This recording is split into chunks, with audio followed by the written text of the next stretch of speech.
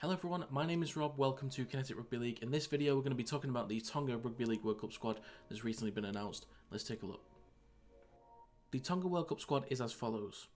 Junior Amon, David Fafita, Aidan Fanua-Blake, Moakai Fortuaka, Saliva Havili, William Hapuate, Conrad Hurrell, Sione Katoa, Isaiah Katoa, Felice Kafusi, Keenan Kalawa-Matangi, Tolu Kula, Tui Lalahea, Sonny Luke, Ben Murdoch-Masila, Tessie Niu, Hamol Alakuatu, Will Penasini, Moses Suli, Soasifa Talakai, Tavita Totola, Siasiwa Takiyaho, Jason Tamalolo, and Daniel Tupou. We cannot make a Tonga video without talking about the forwards. Now, just a couple, David Fafita, Ben Murdoch-Masila, Siasiwa Takiyaho, and Jason Tamalolo. They're just four of them. There's just four names, and I've still left some out there. They are extremely dangerous, and running through the middle is going to be their bread and butter, or at least set them up. I'll mainly go over why this is even more important for them coming up in this World Cup, but the main worry for most teams is being able to deal with this forward pack for 80 minutes. Because they take off, say, David Fafita, they bring on Aidan Fanua-Blake. So there's always a like-for-like replacement. One big guy comes off, another equally big guy comes back on.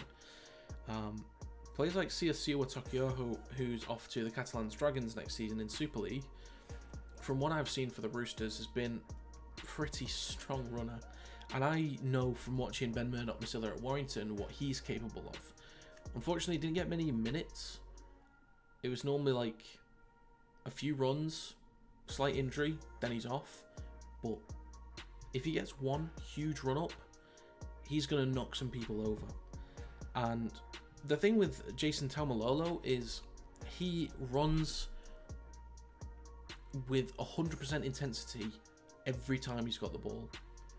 Obviously, he's developed the skill over the years to be a ball-playing loose forward, but when he's running at the line, when he's trying to punch holes down the middle, he is constantly giving it 100%. And he's a bit of a handful to deal with. And no wonder he's got the price tag that's on him. I can't remember what he's on now, currently as a contract, but I think there were talks of him being 1.3 million a year, unless he's already on that. I'm not 100% sure, but he's definitely worth the money, especially for the Cowboys.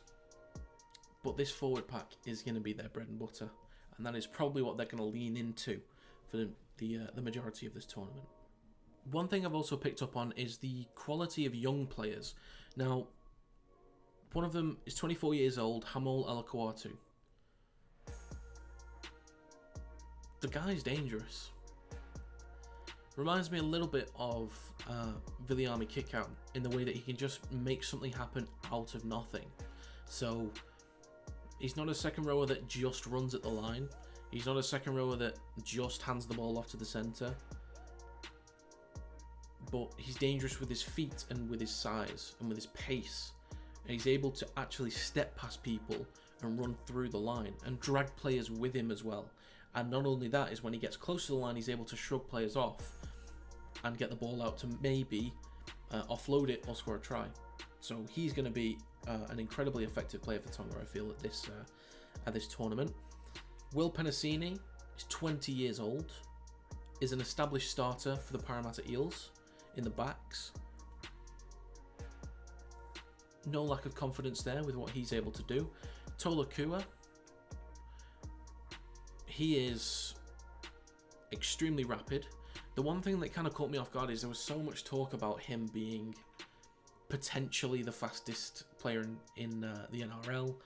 Talk about him being able to outpace Jason Saab or Addo Carr, Dominic Young. Nah.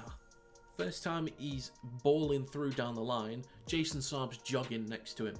So he is incredibly quick, and when he's been able to find some space through the line, he's attacked it and he's penetrated through the defence.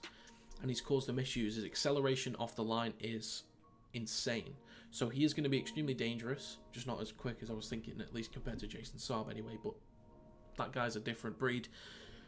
But also Junior Amon. I've got my concerns about him, which I'll go on to in a minute, but he's 20 years old and is at least established in the NRL as a starter for the Dragons. But I feel he knows what he's doing when he has a competent 7 with him. So that's my biggest concern for him. He's got the experience. When he's able to just play his own game, he looks pretty damn dangerous. He's got a good step on him, reminds me a bit of Dylan Brown. But it's just the management and the kicking that comes with it, I'm a bit unsure. So we'll kind of get onto that now. So that now brings me on to the spine of Tonga, which for me is quite a big question mark. Because I feel that if they really want to compete at the end of the tournament with the likes of Australia, New Zealand and Samoa looking at their team, their spine is probably what's going to let them down.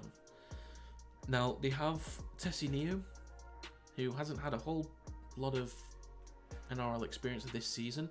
Now, they did play Kula at fullback in the test match a few months ago, who I would probably start there. You have players like Will Penasini that could go to centre, Conrad Hurrell would be at centre as well, and then you play Kula at fullback. So I guess there's a few ways of looking at how to structure the spine. So you could throw Kula into this list, but I'm going to assume for now it's Tessie Niu. Not a whole lot of NRL experience, especially this season. Only filled in for Tamir Martin when he was injured for the Broncos, so there's not too much to say on him. Tui Lolohea has had a decent season with the Huddersfield Giants in Super League. Was very effective for them at the last World Cup in 2017. Assumed he was going to make the squad anyway, and has done. A solid member of the squad, should be completely fine, and is probably going to be their leader, their focal point in the backs, basically. Junior Amon,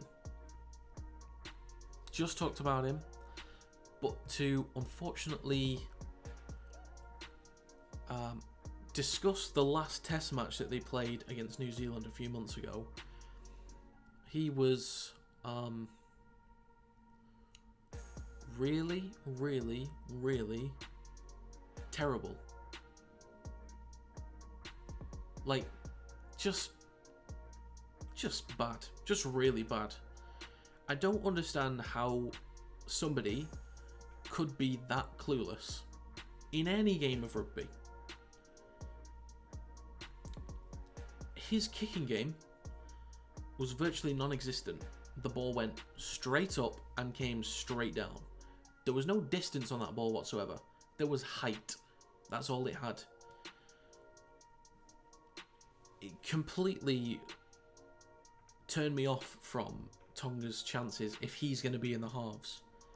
Especially seeing what I saw. Now, when I've seen him for the Dragons, when he's got Ben Hunt next to him, he's able to play his own kind of game. He's a slightly downgraded Dylan Brown.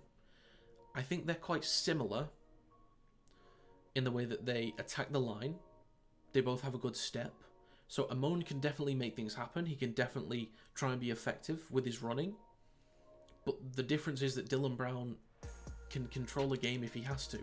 So he'll usually leave that to Mitchell Moses, but he can control the game if he has to. So that's what my main worry is for Amon, is Lolohea going to have to do so much work in organising this team that Amon can then play the way he wants to play? Because if, based on what I saw in that match, if Amon is left to any of it, that's a wasted play, a wasted set right there. Now, the last person to talk about is Saliba Havili, who I also saw at the test match. Wasn't too much going on. Got stuck in with tackles. Wasn't too effective when running at the line. Didn't make too much happen.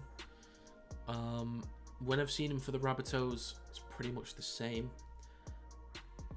And I wish I had more to say on this spine, and more positive things. But it's my biggest concern. And that's why I think it puts them below Samoa. You could still say that they'll be better than England.